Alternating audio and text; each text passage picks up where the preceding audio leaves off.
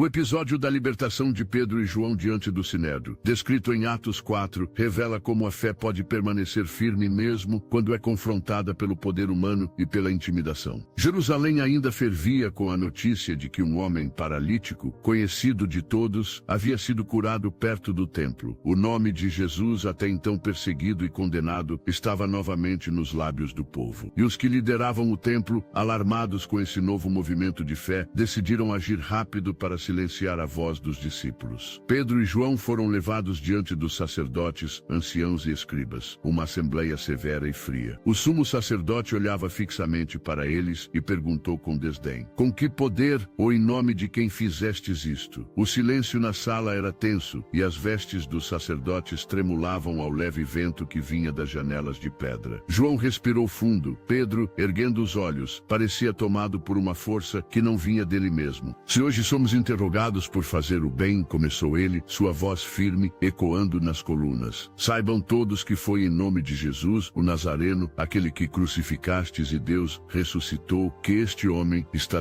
diante de vós. Um burburinho percorreu os assentos. Alguns se entreolharam incrédulos, outros franziram a testa, incomodados. A coragem daqueles homens simples, sem títulos nem poder, despertava algo que muitos haviam tentado enterrar com a cruz. Pedro continuou, cada palavra ardendo como chama: não há salvação em nenhum outro nome debaixo do céu dado entre os homens, pelo qual devamos ser salvos. Aquela declaração, ainda que breve, era uma afronta direta à estrutura religiosa e política de Jerusalém. No entanto, ninguém conseguiu replicar de imediato. Aquele paralítico curado, agora de pé ao lado deles, era a prova viva do poder que os sacerdotes negavam. Depois de os mandar sair da sala, os líderes começaram a cochichar entre si. O que faremos com estes homens? Perguntou um dos membros do Sinédrio. Um milagre evidente foi feito por eles, todos em Jerusalém o sabem.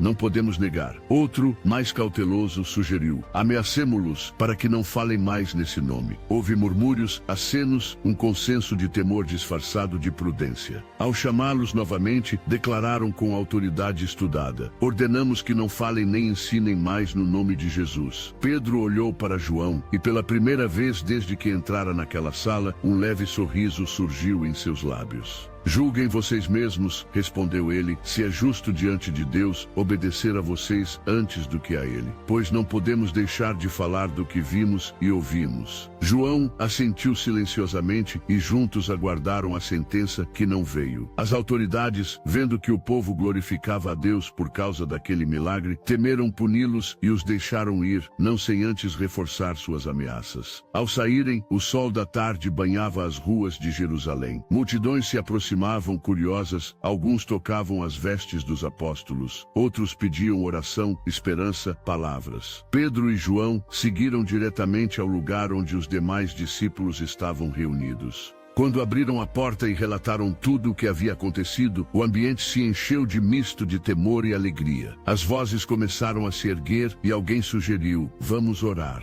A pequena comunidade se ajoelhou. Pedro começou: Senhor, tu que fizeste o céu, a terra e o mar, olha para as ameaças deles e concede aos teus servos que anunciem a tua palavra com valentia. E conforme oravam, todos sentiram um tremor, como se a casa inteira respirasse com eles. Muitos disseram depois que foi o Espírito Santo renovando a coragem em seus corações. As semanas seguintes seriam difíceis. O olhar dos sacerdotes perseguia cada movimento e rumores de novas prisões corriam pelas filas. Mas agora algo havia mudado. Os discípulos já não temiam tanto o que o homem podia fazer. Flávia, uma jovem viúva que ouvira a pregação de Pedro na praça, comentou certa vez: eles falam como quem viu a eternidade e não pode guardá-la só para si. E essa era a verdade.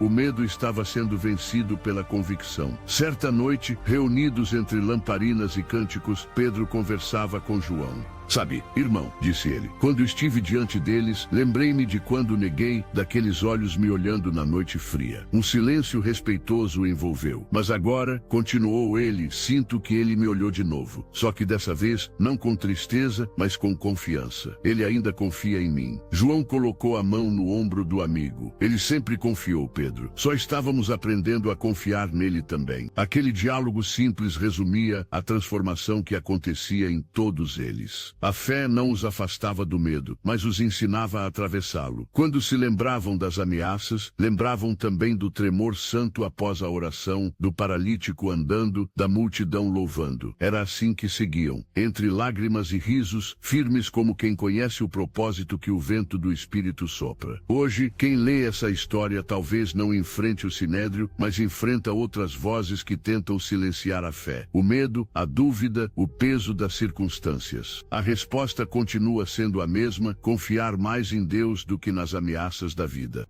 Mesmo quando tudo parece fechado, Deus ainda pode fazer o impossível florescer diante das pedras do caminho. Como Pedro e João, podemos dizer: não podemos calar o que o amor de Deus já escreveu em nossa alma.